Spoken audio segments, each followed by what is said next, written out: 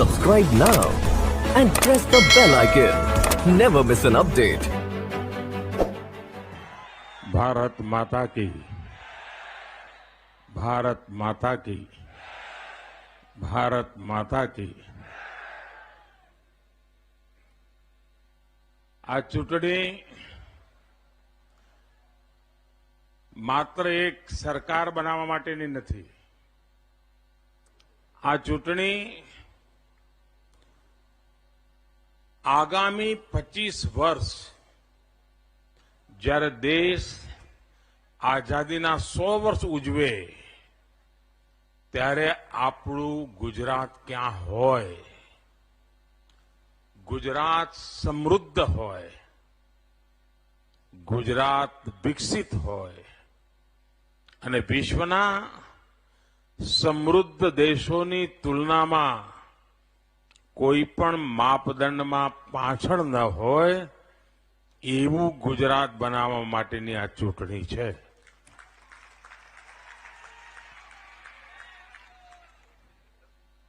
અને જ્યારે આજે હું પૂજ્ય રવિશંકર મહારાજની કર્મભૂમિ પર આવ્યો છું, પૂજ્ય બાપુ અને પૂજ્ય સરદાર સાહેબની ચરણરજ્જા આપણને પડી છે એવી ધરતીને પ્રણામ કરું છું। હું ગુજરાત પ્રદેશ ભારતીય જનતા પાર્ટીને અભિનંદન આપું છું। અમારા મુખ્યમંત્રીજીને, સી.આર. પાટીલને, પાર્ટીના સૌ આગેવાનોને। ગઈકાલે ગુજરાત ભાજપે જે સંકલ્પ પત્ર બહાર પાડ્યું છે એ સંકલ્પ પત્ર સાચ અર્થમાં ગુજરાતના આગામી 25 વર્ષનું એક ખાકો ખીંચે છે। વિકસિત ગુજરાત કેવી રીતે બને, નવા નવા ક્ષેત્રોમાં આપણે કેવી રીતે આગળ વધીએ અને સિદ્ધિઓ સમય પર પ્રાપ્ત કેમ થાય એના માટેનું આ સંકલ્પ પત્રની અંદર ખૂબ સુંદર રીતે સર્વસમાવેશી વિકાસને નવી ઊંચાઈઓ પર લઈ જનારું અને ગુજરાતને વિકસિત રાજ્ય બનીને જ રહેવાનું એવા સ્પષ્ટ વિઝન સાથેનું સંકલ્પ પત્ર માટે ગુજરાતના મુખ્યમંત્રી શ્રીમાન ભૂપેન્દ્રભાઈ, પ્રદેશ અધ્યક્ષ સી.આર. પાટીલ અને ગુજરાત પ્રદેશ ભાજપની પૂરી ટીમ અનેક અનેક અભિનંદનના અધિકારી છે। ભાઈઓ બહેનો, આપણો આ જિલ્લો એવો છે કે જેણે કોંગ્રેસને સૌથી વધારે કદાચ ઓળખી લીધો છે અને બહુ નીકળથી ઓળખી લીધો છે। કારણ કે આ જિલ્લાના અને જયારે આપણો ભેગો હતો ખેડાના આણંદ બધું, અહીંના ગરીબ લોકોને, અહીંના પછાત સમાજને એવા જૂઠાણા ફેલાયા, એવા બધા આંખે પાટા બાંધી દીધા અને કોંગ્રેસના નેતાઓએ પોતાનું તો કરી લીધું, અહીં બધા આખા વિસ્તારને પાછળ રાખ્યો કે ના રાખ્યો? ભાઈઓ બહેનો, તમારા આશીર્વાદથી હું મોટો થયો છું। આ માટીએ મને મોટો કર્યો છે। તમે જ મારા શિક્ષક છો, તમે જ મારા સંસ્કાર દાતા છો અને જ્યારે તમારી પાસેથી આ શિક્ષા દીક્ષા લઈને દિલ્હી પહોંચ્યો તો સ્વાભાવિક રીતે મારા મનમાં આ જ ભાવ રહ્યો કે દેશના છેવાડાના માનવીનું કલ્યાણ કેમ થાય, છેવાડાના વિસ્તારોનું કલ્યાણ કેમ થાય। આઝાદીના 75 વર્ષ પછી પણ જે લોકો પાછળ રહી ગયા છે, જે વિસ્તારો પાછળ રહી ગયા, જે સમાજ પાછળ રહી ગયા છે, જે લોકો પાછળ રહી ગયા છે, જે પરિવાર પાછળ રહી ગયા છે, એમની ચિંતા કેમ કરવી। અને સાચ અર્થમાં અમે અમારી સરકારને ગરીબો માટે સમર્પિત કરી દીધી અને એનું આજે પરિણામ છે કે દુનિયાના એક્સપર્ટ એમ કહે છે કે ભારતના ગામડામાંથી ગરીબી ખૂબ તેજીથી ઘટી રહી છે આનાથી બીજું ગૌરવ કયું હોય ભાઈ, આનાથી બીજું સર્ટિફિકેટ કયું હોય?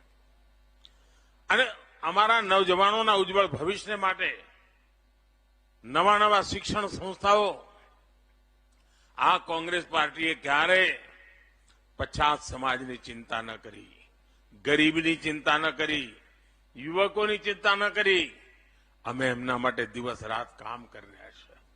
યુવકોને આગળ વધારવા માટે, એમને સારી શિક્ષા આપવા માટે સારી શાળાઓ જોઈએ, નવા નવા સ્કિલ ડેવલપમેન્ટના યુનિટ જોઈએ, હુનર માટે વ્યવસ્થા જોઈએ, સારા રોજગારના અવસર જોઈએ.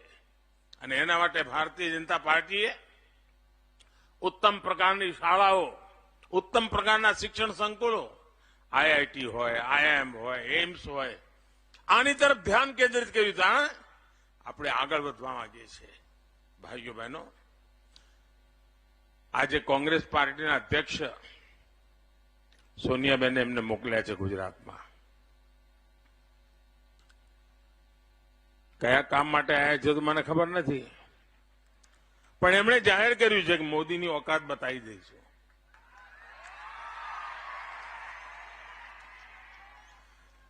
અહીં જે બધા લોકો છે, હું તમારામાંથી એવા જ સમાજમાંથી પેદા થયો છું. આપણી તો કઈ ઓકાત હોય ભાઈ? આપણે તો સીધા સાદા માથું નીચું નમાવીને લોકોની સેવા કર્યા કરીએ. આપણે બધા એવા, તમે એવા, હું એવો. તમારામાંથી જ હું નીકળ્યો છું. હવે જોઈએ સોનિયાબેને એમને મોકલ્યા છે, આપણને ઓકાત કેવી બતાવે છે. ભાઈઓ બહેનો, ગરીબ યુવાઓને સંસાધનોની તકલીફ ના આવે એના માટે પીએમ યશસ્વી યોજનાના દ્વારા ખાસ કરીને પછાત વર્ગના બાળકોને, આદિવાસી બાળકોને, દલિત બાળકોને સ્કોલરશીપ અને કોઈ પણ પ્રકારની કટકી કંપની વચ્ચે નહીં, ગયા 8 વર્ષમાં પછાત વર્ગના 11 કરોડથી વધારે યુવાઓને 10,000 કરોડ રૂપિયા સ્કોલરશીપ આપી છે. આપણે પછાત વર્ગના સમાજમાંથી જવાનીઓ મારું તૈયાર થાય ને આગળ નીકળે ને, એટલે ક્યાંથી ક્યાં પહોંચે. એટલું જ નહીં, ભણવા માટે એને પીએચડી કરવું હોય, રિસર્ચના કામ કરવા હોય, એના માટે એને જો વિદેશ જવાનું હોય તો એના માટે શ્રેયસ યોજના પણ આપણે કામે લગાડી છે, જેથી કરીને ખૂબ આગળ વધી શકે આવા બાળકોને બીજી મદદ મળે. આ બધી આની પાછળ અમારા પછાત સમાજ, ઓબીસી જેને કહે છે, એ આપણે ત્યાં બક્ષીપંચના લોકો કહે છે. હવે આપ વિચાર કરો, કોંગ્રેસની સરકાર હતી ત્યારે આ બક્ષીપંચના લોકો માટે, આ ઓબીસી માટે અલગ કમિશન બનાવવા માટે માંગણી કરવા ભાઈ. લોકો જાય, મળે, પાર્લામેન્ટમાં ભાષણો કરે, બધું કરે. આટલા બધા વર્ષો સુધી કોંગ્રેસે રાજ કર્યું, પણ આપણા જેવા પછાત સમાજના લોકોને એમને દર્શન ના થયા, એમને ખબર જ ન પડી કે આમની પણ કઈ અપેક્ષા હોય. આ તમારો દીકરો દિલ્હી બેઠો ને, આ રાષ્ટ્રીય પછાત આયોગ આપણે બનાવી દીધું અને એને સંવૈધાનિક અધિકાર આપી દીધા, જેથી કરીને ઓબીસી સમાજની સમસ્યાઓના નિરાકરણ માટે એક મજબૂત વ્યવસ્થા ઉભી થાય. પણ એની સાથે સાથે આપણે શાંતિ, એકતા, સદભાવને વળેલા છીએ. આપણે સૌનો સાથ, સૌના વિકાસના મંત્રને વળેલા છીએ. અને તેથી સમાજમાં આંતરિક સંઘર્ષ ના થાય, ઝઘડા ના થાય, ભેદભાવ ન થાય, સૌની સાથે રાખીને ચાલાય. લાંબા સમયથી એક માં ગણી છે, જે સામાન્ય વર્ગના લોકો છે, એમાંય ગરીબો છે, એ ગરીબોનું કોણ જુએ? હું તો ગરીબી મારે ચોપડી નથી વાંચવાની, મેં ગરીબી જોયેલી છે. એના કારણે સામાન્ય વર્ગ માટે 10% આરક્ષણનું કામ પણ આપણી સરકારે કરી દીધું અને એના કારણે સામાન્ય વર્ગના લોકો માટે 10% રિઝર્વેશન, એને ભવિષ્ય ઉજ્જવળ બનાવવા માટે એક નવો અવસર આપવાનું કામ. અને સમાજમાં કોઈ તણાવ નહીં, કોઈ પૂતળા ન બન્યા, કોઈ સરઘસો ના નીકળ્યા. પણ કમનસીબી જુઓ, આ કોંગ્રેસ વાળાએ એમાં રોડા અટકાવવા માટે સુપ્રીમ કોર્ટમાં જાત જાતના ખેલ ખેલ્યા અને હમણાં થોડા દાડા પહેલા સુપ્રીમ કોર્ટે પણ મોદીની વાતને સિક્કો મારી દીધો અને હવે આપણે કામ આવ્યું. ભાઈઓ બહેનો, 30 વર્ષ થયા દેશમાં રાષ્ટ્રીય શિક્ષણ નીતિના વગર બધું લોલે લોલ ચાલતું હતું. આપણે લાખો લોકોના વિચારો સાંભળ્યા, શિક્ષકોના સાંભળ્યા અને નવી રાષ્ટ્રીય શિક્ષણ નીતિ લાયા. એમાં એક મોટું કામ જે કર્યું છે ને, અને અહીં જે લોકો અહીંયા ઉપસ્થિત છે ને, આ વિસ્તારના લોકો તો મારી વાત સાંભળીને જીવનભર મને આશીર્વાદ આપે એવું મેં કામ કર્યું છે. આપણે ત્યાં આઝાદીના 75 વર્ષ પછી પણ તમારે ડોક્ટર થવું હોય તો તમને અંગ્રેજી આવડવું જોઈએ. તમારે એન્જિનિયર થવું હોય તો તમને અંગ્રેજી આવડવું જોઈએ. જાપાનમાં ડોક્ટર થવું હોય તો અંગ્રેજીની જરૂર નહીં, થઈ શકે. રશિયામાં ડોક્ટર થવું હોય તો અંગ્રેજીની જરૂર નહીં, થઈ શકે. ચીનમાં ડોક્ટર થવું હોય તો અંગ્રેજીની જરૂર નહીં. આપણે ત્યાં જ એવું ઘૂસી ગયેલું. બોલો, હવે મને કહો કે એની માતૃભાષામાં ભણીને ડોક્ટર બનાય કે ના બનાય? બનાય કે ના બનાય? કોઈ પેશન્ટ તમારે ત્યાં આવે, અંગ્રેજી ભણેલો આવે છે, પેટમાં દુખે છે અંગ્રેજીમાં બોલે છે, માથું દુખે છે અંગ્રેજીમાં બોલે છે, તમારી જ ભાષામાં બોલે છે કે નથી બોલતો? ભાઈ, આપણે એક ઝાટકે નક્કી કરી દીધું કે માતૃભાષામાં પણ ડોક્ટર બની શકાશે, માતૃભાષામાં પણ એન્જિનિયર બની શકાય. અરે, ગરીબ માનો દીકરો એને ડોક્ટર કે એન્જિનિયર બનવું હોય ને તો આજે માતૃભાષામાં ભણે તો બની શકે અને એના જીવનના દ્વાર ખુલી જાય. આ કામ આપણે કર્યું છે ભાઈઓ. આજે ગરીબ હોય, મધ્યમ વર્ગ હોય, એના ઉપર બોજ કેમ ઘટે, એની આર્થિક જવાબદારીમાં મુસીબતો કેમ આવે અને એના પૈસા એના આગળ વધે, પોતાના પગ ઉપર આત્મનિર્ભર કેવી રીતે બને. કોરોના કાળના મુશ્કેલ સમયમાં પણ આપણે લોકોને સહાયતા પહોંચાડવાની અંદર ક્યાંય પાછા રહ્યા. પ્રધાનમંત્રી ગરીબ કલ્યાણ યોજના અંતર્ગત ગરીબોને મફતમાં રાશન. આપ વિચાર કરો, આટલી મોટી આફત આવી હતી.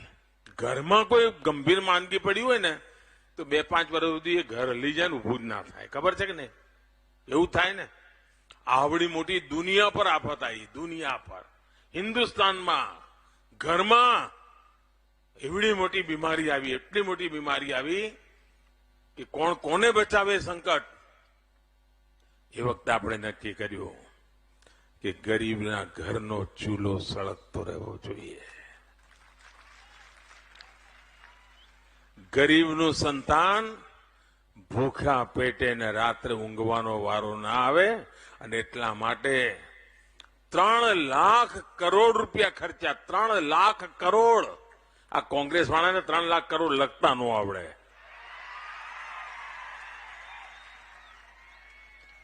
3 લાખ કરોડ રૂપિયા ખર્ચીને મફતમાં 80 કરોડ લોકોને આજે પણ અનાજ આપવાનું કામ આપણે કરીએ છીએ. કારણ ગરીબના ઘરનો ચૂલો સળગતો રહે.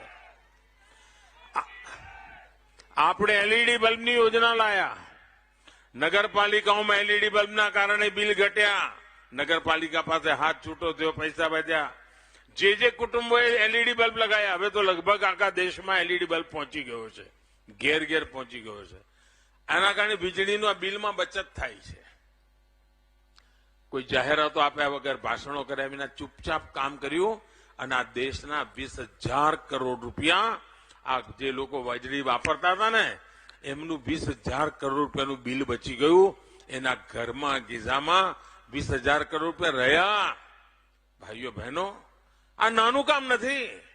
તમે વિચાર વ્યવસ્થા બદલીને ને હવે તો સૂર્ય શક્તિથી આપણે કામ કરી રહ્યા છીએ. તમારા ઘરમાં વીજળી જોઈએ તો વાપરો જ. વધારાની વીજળી તમે વેચો અને સરકાર ખરીદશે. મફતની વાત છોડો, ઉપરથી તમે વીજળીના પૈસા મળે એ દિશામાં ગુજરાત સરકાર આગળ વધી રહી છે. આયુષ્માન ભારત યોજના દ્વારા આપણે ગરીબના પરિવારમાં, આપણને ખબર છે આપણા પરિવારોમાં તો માતાઓ માંદગી આવે ને તો કોઈને કહે જ નહીં. ગમે તેટલી તકલીફ થાય સહન કરે, કામ કરવાનું ચાલુ જ રાખે. કેમ? એના મનમાં એક જ હોય કે આ બીમારીના કારણે જે છોકરાઓને ખબર પડશે અને હોસ્પિટલમાં જો મોટું દેવું થઈ ગયું, ખર્ચો આવી ગયો, તો આ છોકરાઓ વ્યાજે પૈસા લાવશે, આખી જિંદગી દેવાના ડુંગરમાં ડૂબશે. હવે મારે કેટલા વર્ષ જીવવું છે, સહન કરી લઈશ. અને માં ઓપરેશન ન કરાવે. ભાઈઓ બહેનો, આ તમારો દીકરો દિલ્હી શું કરવા બેઠો છે? મેં નક્કી કર્યું કે અમારા સમાજના લોકોને 5 લાખ રૂપિયા સુધી એને દર વર્ષે એના કુટુંબમાં કોઈ માંદું હોય, કોઈ ગંભીર બીમારી હોય, એનો ખર્ચો આ દિલ્હીથી તમારો દીકરો મોકલશે. એને મુસીબત ના આવે. એટલું જ નહીં, આપણે ઠેર ઠેર જન ઔષધિના દુકાનો ખોલી, દવાની દુકાનો, જન ઔષધિ. આ જન ઔષધિની દુકાનોમાં જેના ઘરમાં વડીલો રહેતા હોય અને ડાયાબિટીસ થયો હોય તો મહિને 1000-2000 રૂપિયાની દવાઓ ખાવી જ પડે. હવે આ મધ્યમ વર્ગનો પરિવાર 1000-2000 રૂપિયાની દવાઓ ખાય ક્યાંથી? આપણે જન ઔષધિ કેન્દ્રો કર્યા અને સરકારે જવાબદારી લીધી અને જે દવા 1000-2000 રૂપિયા થાય એ 10 રૂપિયા 20 રૂપિયામાં મળે, જેથી કરી મધ્યમ વર્ગના પરિવારને કોઈ મુસીબત ના આવે અને દવામાં કોઈ કોમ્પ્રોમાઇઝ નહીં. આના કારણે આ મધ્યમ વર્ગના પરિવારમાં 20,000 કરોડ રૂપિયા બચ્યા છે. ભાઈ, 20,000 કરોડ. હાર્ટની બીમારી વધતી જાય છે, લોકોને હવે ચાલવામાં તકલીફ થાય છે, યોગા ના કરતા હોય એટલે મુસીબત આવે. હવે ઢીચણનું ઓપરેશન કરાવતા હોય એના ભાવ ઘટાડી દીધા, સ્ટેન્ટના હાર્ટની અંદર સ્ટેન્ટ મૂકતા હોય એના ભાવ ઘટાડી દીધા. એના કારણે પણ મધ્યમ વર્ગના હજારો કરોડ રૂપિયા આજે જે લાખો રૂપિયાના બિલ બનતા હતા કે હજારો રૂપિયાના બિલની અંદર એની હાર્ટની ટ્રીટમેન્ટ થવા માંડી, એના ની ટ્રાન્સપ્લાન્ટની ટ્રીટમેન્ટ થવા માંડી. ભાઈઓ બહેનો, ભ્રષ્ટાચારમાં જનારા લાખો કરોડો રૂપિયા આપણે ડાયરેક્ટ બેનિફિટ ટ્રાન્સફર કર્યો, સીધા પૈસા પહોંચાડ્યા. એક પ્રધાનમંત્રી એવા હતા, એમ કહેતા હતા કે 1 રૂપિયો દિલ્હીથી મોકલે તો 15 પૈસા પહોંચે છે. આ એવો પ્રધાનમંત્રી છે, 1 રૂપિયો મોકલે એટલે 100 પૈસા પહોંચે, 100 પૈસા પહોંચે. વચ્ચે કોઈ હાથ જ ના અડી શકે. ભાઈઓ બહેનો, હું ગઈકાલે સુપ્રીમ કોર્ટની અંદર એક ભાષણ કરતો હતો. સંવિધાન દિવસ હતું, પણ સ્વાભાવિક મારા દિલમાં કંઈક તોફાન ઉપડ્યું હતું. ત્યાં હું થોડું બોલ્યો. પણ આજે અહીંયા ગુજરાતની ધરતી પર આવ્યો છું ત્યારે જરૂર મને થાય છે કે એક વાત મન મૂકીને કરવું અને અહીંથી પૂરા દેશને કહેવા માંગુ છું. ભલે મારો કાર્યક્રમ આજે અહીંયા ખેડામાં છે, સરદાર સાહેબની, ગાંધીજીની કર્મભૂમિમાં છે, पर હું आखा देश ने कहवा मांगू છું.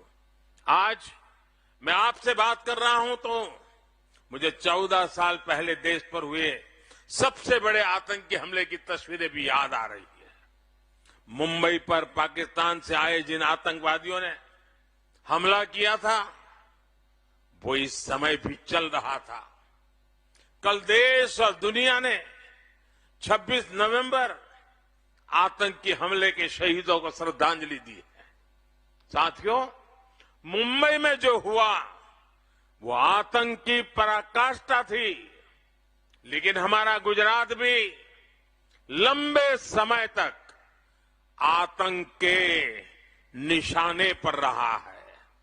सूरत हो, अहमदाबाद हो, इन शहरों में सीरियल बम धमाकों में बहुत से गुजरात के मेरे भाई बहन मारे गए थे. कुछ महीने पहले अहमदाबाद कोर्ट ने इन गुनहगारों को गंभीर सजा दी है. गुजरात चाहता था कि आतंक का ये खेल खत्म होना चाहिए. भाजपा सरकार ने यहां गुजरात में आतंक के स्लीपर सेल पर बड़ी बारीकी से कार्रवाई की। यहां हम गुजरात में आतंकियों को पकड़ते थे, उन पर कार्रवाई करते थे, लेकिन साथियों, कोई भूल नहीं सकता कि कैसे तब दिल्ली में बैठी कांग्रेस सरकार आतंकियों को छुड़ाने में अपनी पूरी ताकत लगा देती थी। हम कहते रहे कि आतंक को टारगेट करो, लेकिन कांग्रेस की सरकार आतंक को नहीं, मोदी को टारगेट करने में लगी रही। परिणाम यह हुआ कि आतंकियों के हौसले बढ़ते गए। देश के हर बड़े शहर में आतंकवाद सिर चढ़कर बोलने लगा। आप याद करिए, दिल्ली में जब बाटला हाउस एनकाउंटर हुआ तो कांग्रेस के नेता आतंकियों के समर्थन में रोने लगे, रोने। कांग्रेस आतंकवाद को भी वोट बैंक की नजर से देखती है, तुष्टीकरण की दृष्टि से देखती है। और सिर्फ कांग्रेस ही नहीं है, अब तो ऐसी भांति भांति के दल पैदा हुए हैं।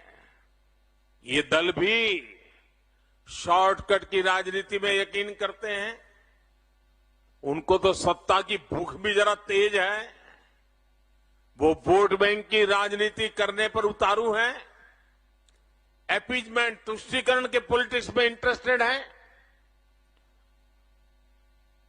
कुछ लोगों को बुरा न लग जाए, अपनी वोट बैंक को दिक्कत न हो जाए, इसलिए भयंकर से भयंकर आतंकी घटना के बावजूद भी ये तुष्टीकरण की राजनीति करने वाले सारे दल, उनके मुंह पे ताला लग जाता है, चुप्पी साध लेते हैं। इतना ही नहीं, जब कोर्ट के अंदर मामले चलते हैं तो पिछले दरवाजे से उन्हीं से मिले हुए लोग आतंकवादियों की पैरवी करने के लिए कोर्ट के दरवाजे तक पहुंच जाते हैं। भाइयों बहनों, ऐसे दलों से गुजरात को, देश को बहुत सतर्क रहने की जरूरत है। साथियों, 2014 में आपके एक वोट ने, आपके वोट की ताकत देखिए, आपके एक वोट ने आतंकवाद को कुचलने में हमारी बहुत मदद की है। भारत के शहरों में तो छोड़िए, अब सीमा पर भी आतंक फैलाने से पहले आतंकियों के आकाओं को 100 बार सोचना पड़ता है। अब भारत आतंकियों के घर में घुसकर उन्हें खत्म करता है, लेकिन कांग्रेस हो या वोट बैंक के भूखे कुछ दल, ये लोग सर्जिकल स्ट्राइक पर भी सवाल उठाते हैं, हमारी सेनाओं के सामर्थ्य पर भी सवाल उठाते हैं। भाइयों और बहनों, दुनिया में हम देख रहे हैं कि जिस भी देश ने आतंकवाद को हल्के में लिया, वो आतंक के चंगुल में फंस गया। आतंक की विचारधारा गई नहीं है, कांग्रेस की राजनीति भी नहीं बदली है, और कांग्रेस के सिक्कर के छोटे छोटे नए नए दल भी वोट बैंक की राजनीति के अंदर उलझ गए हैं। वोट बैंक की राजनीति जब तक रहेगी, तब तक आतंक का खतरा बना रहेगा।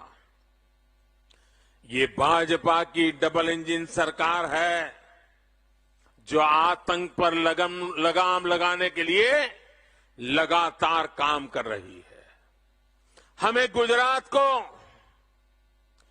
आतंक के खेल खेलने वालों से हमेशा हमेशा बचा के रखना है कि नहीं रखना है? रखना है कि नहीं रखना है? गुजरात की जिस पीढ़ी ने कर्फ्यू तक नहीं देखा, 20-25 साल के नौजवानों ने कर्फ्यू नहीं देखा है। जिन नौजवानों ने कर्फ्यू तक नहीं देखा है, मुझे उनको भी बम धमाकों से बचाना है। और ये काम कौन कर सकता है भाइयों? ये काम कौन कर सकता है? ये काम कौन कर सकता है? ये काम कौन कर सकता है? ये काम भाजपा की डबल इंजन सरकार ही कर सकती है। भाइयों बहनों, આ લાંબી લડાઈ છે અને એના માટે એક મજબૂત સરકાર અને તમારા જેવાનો મજબૂત સાથ આ દેશને બહુ જરૂરી છે ભાઈઓ। આજે ગામડામાં સમૃદ્ધિ આવે એના માટે અમારો ખેડા જિલ્લો ગયા 20 વર્ષમાં આપણે જે રીતે પ્રગતિના નવા વાવણી કરી છે ભાઈઓ, ડેરી સેક્ટર હોય, હજારો કરોડ રૂપિયાનો કારોબાર પશુપાલકોના હાથમાં, ડબલ એન્જિન સરકારે હવે આ પશુપાલકોનું સામર્થ્ય વધારવાની દિશામાં કામ ઉપાડ્યું છે। કિસાન ક્રેડિટ કાર્ડનો લાભ હવે પશુપાલકને મળે એના માટેની યોજના બનાવી છે, જેના કારણે ઓછા વ્યાજે બેંકમાંથી પૈસા લઈને પશુપાલનના ધંધાનો વિસ્તાર કરી શકે। પશુઓના ટીકાકરણ માટે રાષ્ટ્રવ્યાપી કામ ચાલી રહ્યું છે। હજારો કરોડ રૂપિયા ખર્ચીને દરેક પશુના ટીકાકરણની ચિંતા છે। અને જેમ આપણું આધાર કાર્ડ કાઢ્યું છે ને, એમ પશુનું પણ એક અલગ આઈડેન્ટિટી કાર્ડ કાઢી રહ્યા છીએ આપણે। પહેલી વાર પશુઓમાં સારી દેશી નસ્લ ઉપર આપણે ધ્યાન કેન્દ્રિત કર્યું છે। રાષ્ટ્રીય ગોકુલ મિશન એના માટે કામ કર્યું છે। અમારી પ્રાથમિકતા છે નાના કિસાનો, આપણો ખેડા જિલ્લો, બધા કિસાનો, આપણો ગુજરાત, આખો દેશ આખો 85% ખેડૂતો નાના છે। 1 એકર 2 એકર 1 એકર 2 એકર જમીનના ટુકડા। આજે એમને પ્રધાનમંત્રી કિસાન સન્માન નિધિથી વર્ષમાં 3 વાર સીધા પૈસા એમના બેંકમાં જાય છે અને 3 લાખથી વધારે કિસાનોને ખેડા જિલ્લામાં 3 લાખથી વધારે ખેડૂતોને 600 કરોડ રૂપિયા કરતા વધારે રકમ એમના ખાતામાં જમા થઈ ચૂકી છે ભાઈઓ।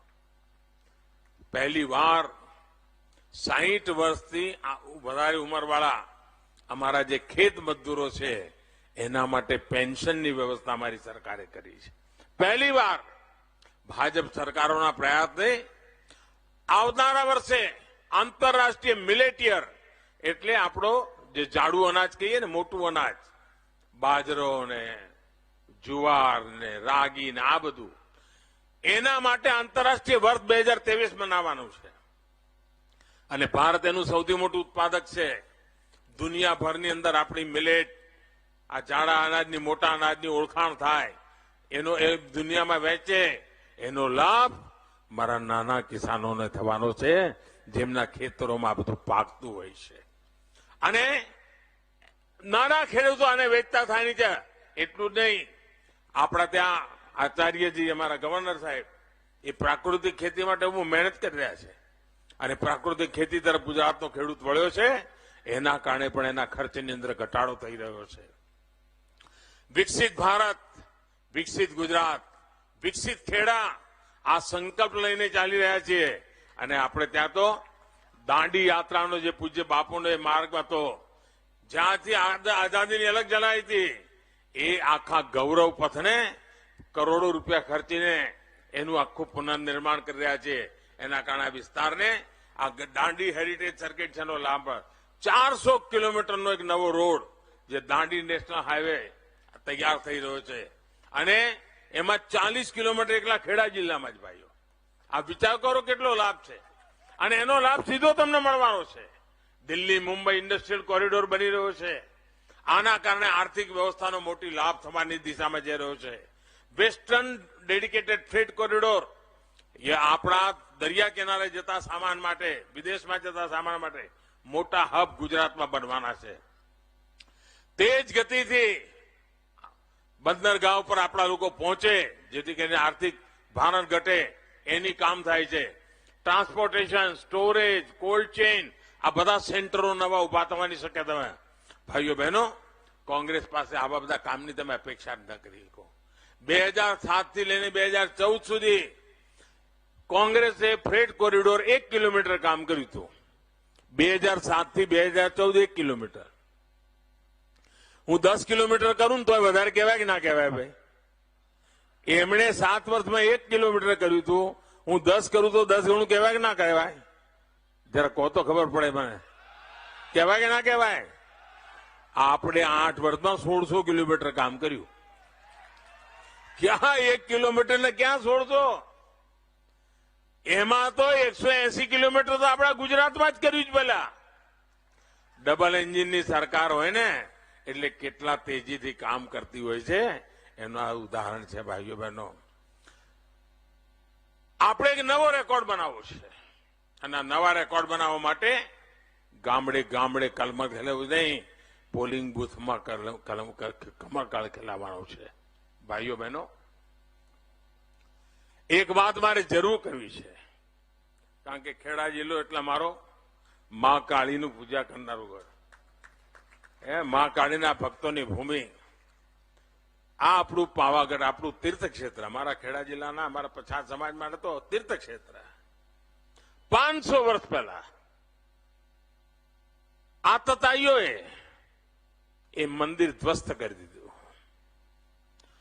500 વર્ષ સુધી એ મંદિરનું શિખર બંધાણું, ના એ મંદિર પર ધજા ફરક્યા.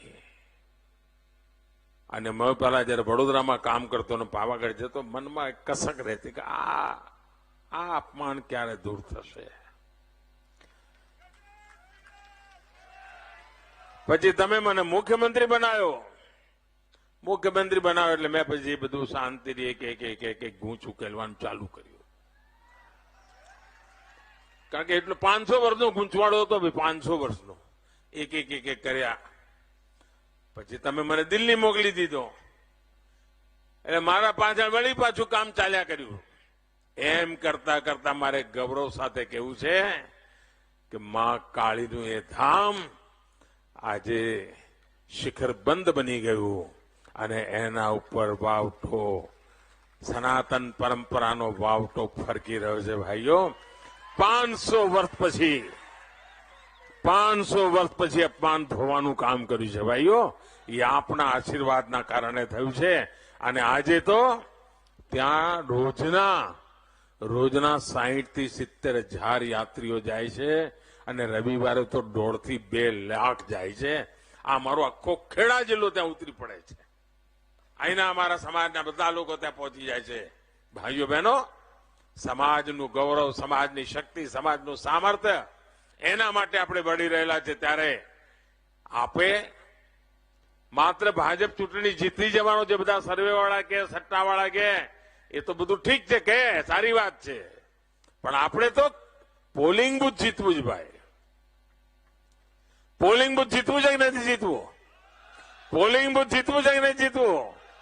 તો પહેલો સંકલ્પ, પોલિંગ બુથમાં બધું મતદાન કરાવશો. બીજો સંકલ્પ, વધુમાં વધુ કમળને મતદાન થશે. લોકતંત્ર की મજબૂતી માટે વધુમાં વધુ મતદાન થવું બહુ જરૂરી છે ભાઈઓ. અને આપણે લોકતંત્ર મજબૂત હશે તો આપણે બધા મજબૂત છીએ. તો લોકતંત્રની મજબૂતી માટે વધુમાં વધુ મતદાન અને ગુજરાતના ભલા માટે ભાજપને મતદાન કરીશું, કરાવીશું. દરેક પોલિંગ બુથમાં વિજય પ્રાપ્ત કરીશું. હવે મારું એક અંગત કામ કરવાનું છે. કરશો? આ ખેડા જિલ્લાવાળાને તો હું કહી શકું ભાઈ, ઘરનું માણસ છું. કરશો ખરા? જો તમે હજુ ચૂંટણીને અઠવાડિયું બાકી છે, તમારો પ્રવાસ ચાલે છે, ઘરે ઘરે જાઓ છો, મતદારોને મળો છો, બધાના વડીલોને મળવાનું થશે, તો મારું એક અંગત કામ જરૂર કરજો. તમે બધાને મળવા જાઓ ત્યારે હાથ જોડીને કહેજો કે આપણા નરેન્દ્રભાઈ ખેડા આવ્યા હતા. શું કહેવાનું? શું કહેવાનું? આપણા નરેન્દ્રભાઈ પાછું એમ ના કહેતા પીએમ સાહેબ આવ્યા હતા. એ પ્રધાનમંત્રી વગર બધું દિલ્હીમાં, આપણે અહીં તો આપણા નરેન્દ્રભાઈ.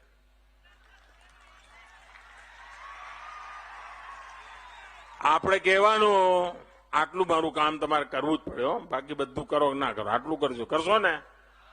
જરા હાથ ઊંચો કરીને બોલો તો, જોરથી બોલો તો. બધાને કહેવાનું કે આપણા નરેન્દ્રભાઈ ખેડા આવ્યા હતા અને તમને હાથ જોડીને પ્રણામ પાઠવ્યા છે. આટલું કહેશો? બધા વડીલોને જઈને મારા પ્રણામ કહો. એમના આશીર્વાદ મને તાકાત આપશે. દિલ્હીમાં રાત દિવસ દોડવા માટેની તાકાત મને મળશે. દેશના ગરીબોનું કલ્યાણ કરવાની તાકાત મળશે. દેશનું ભલું કરવાની તાકાત મળશે.